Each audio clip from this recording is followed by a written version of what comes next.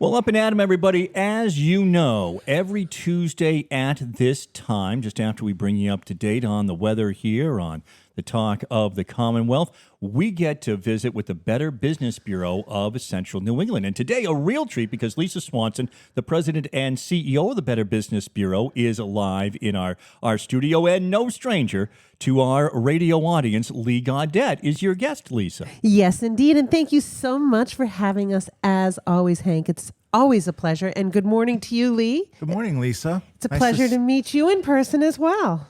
It's really great to be here today. Yes. So right before this was starting, you asked me a question. You asked if I knew the story of your membership or your accreditation with us. And I just started June 2nd. So admittedly, I do not. But I am eager to hear. And I think it ties into some of the other services that we provide. It sure does. So I'm the agency principal at the Gaudette Insurance Agency, which shares a radio show here every Friday morning at 9:30 a.m. Yes. And so many of our listeners have heard quite a bit about our agency, but we are a fourth generation family business that was founded in 1926. So next year will be our 100th anniversary celebration. That's amazing. We're planning some big things.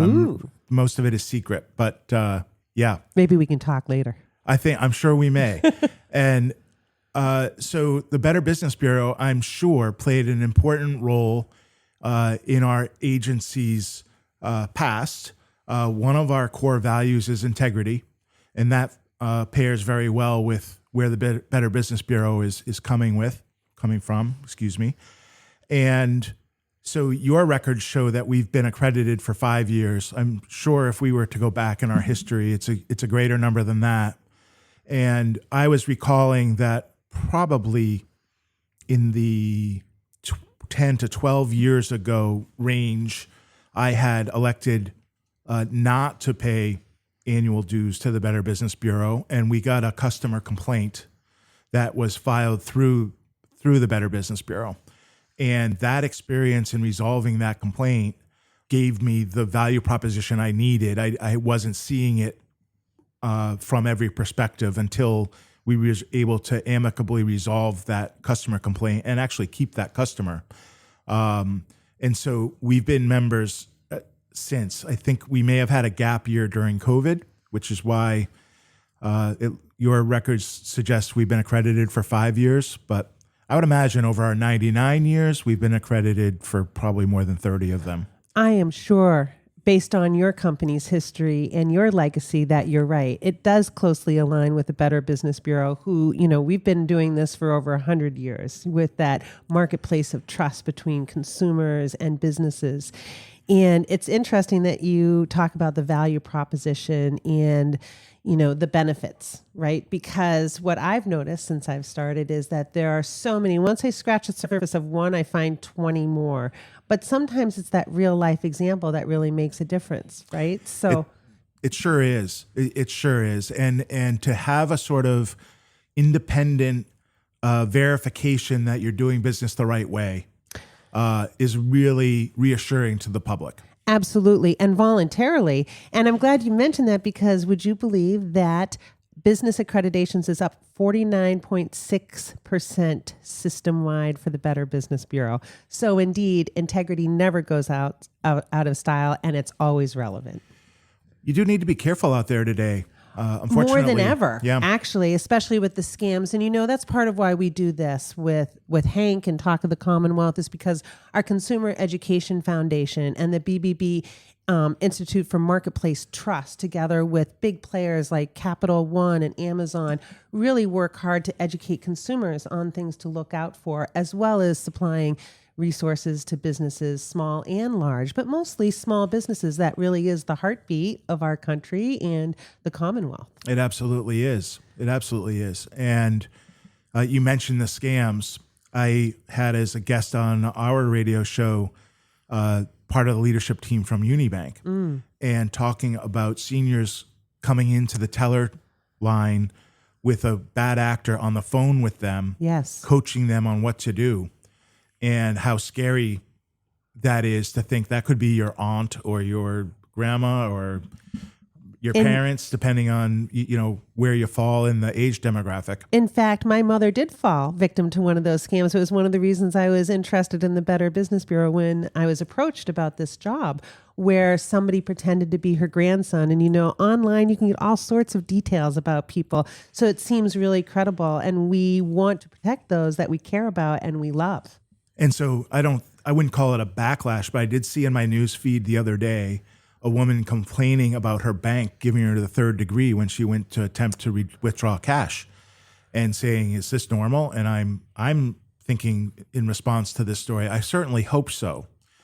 Not that we want to restrict you from access to your money when it's appropriate, but some of these, particularly with the assistance of AI tools, where bad actors can fairly easily replicate one's voice. 100%. And, I get annoyed by the double and triple, and sometimes seems like quadruple verification when I'm trying to enter information, but it really is there to protect us. And half of our business is really that consumer and the trade practices piece of it, looking at advertising reviews and really answering consumer issues and complaints. One of the things that I find fascinating is, the BBB, we're a system of over 100 local bureaus. And one of the things that's really a great resource is that we're all connected through, of course, different listservs. And so we share information very quickly and broadly about what's going on in the marketplace. And then oftentimes you'll see those stories in the news. There was recently one on Good Morning America, but in our office, I get all of those lists. And so then I go back out to our trade practices people, and they all seem so familiar, and we're all getting the texts on our phones. We're all getting the emails. People are going to be pitching us very soon about giving donations, but we have accredited charities now as well as accredited businesses, and it's free for the charities to become accredited. Interestingly, though, it's voluntary for everyone. So thank you for voluntarily saying that you will live up to those 8 standards of trust for accredited businesses. One of the things that sets Gaudette Insurance apart is what I shorthand as old-fashioned service with modern tools. And so one of the distinguishing features of our service delivery model is every client gets an individually assigned service person. And that allows our clients to build a relationship with their frontline primary point of contact. And where I'm trying to get our team is that voice recognition is all the verification we need, not because the client's calling once a week and they know exactly who it is, but because they've had enough time to establish a relationship and understand the needs of that client and be prepared to serve them. That's fantastic. We have something else in common because I've restructured so that we now have account managers, again, to build relationships with every accredited business in our service area.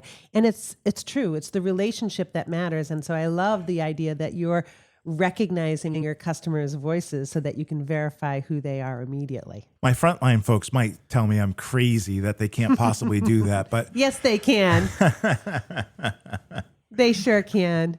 I know that, we both have pretty distinctive voices. People who know us, they recognize us before we say our names. And that's what we are all looking for. And that's what's going to make a difference in the businesses of tomorrow, because technology, we need to use it as our friend. We need to use it in ethical ways, which, AI is a big topic.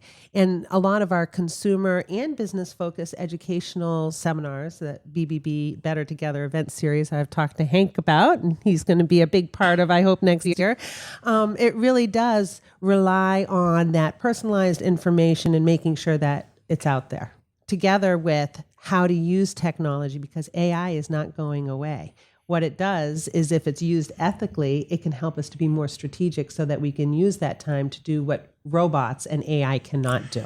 yes, of course, significant efficiencies can be gained too. And I'm a novice at the AI, although I am a bit of a gadget guru. So I've been playing with it a bit. And I got invited to be on a panel for our state association's meeting. And our takeaway was, no matter where you are with AI, take a forward step.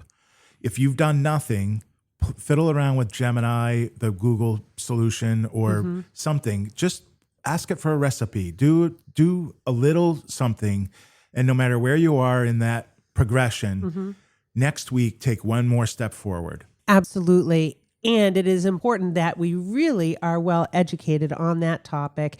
Things are developing very quickly. When I was at the Assembly of International Association of Better Business Bureaus, they were talking about the IQ of AI and how in just a couple of months it will all be smarter than Einstein was. As a matter of fact, the IQ of AI is growing exponentially. However, it's up to us and the prompts that we use to get it to serve us. Absolutely. And you do need to monitor what it feeds back for accuracy and relevance and sort of, does it stick to the wall? Absolutely. All think about Skynet. That's what, and it gets a little scary. Lisa, we just have 1 minute to wrap things up here in your conversation with Lee. Well, I would love to know, Lee, you're part of a legacy business. What piece of advice would you have for presidents or CEOs that are looking to either build their business or save their business? Well, that's a great question. And so the first thing you have to do is be persistent and work hard and stick to your values and live those out day after day. And if you stick to your knitting, good results will follow if you are delivering value to your customers. Absolutely. And so everybody, for more information about our scam tracker and accredited businesses, please visit bbb.org.